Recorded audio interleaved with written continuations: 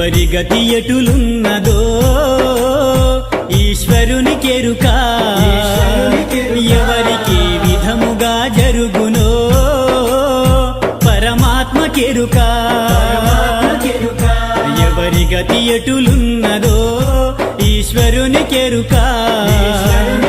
ఎవరికి విధముగా జరుగునో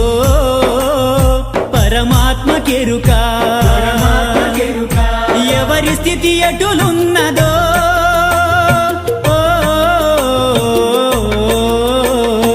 ఎగసి ఎగసి పడుటే కాని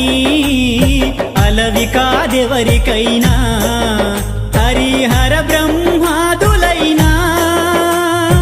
అనుభవించక తీరదు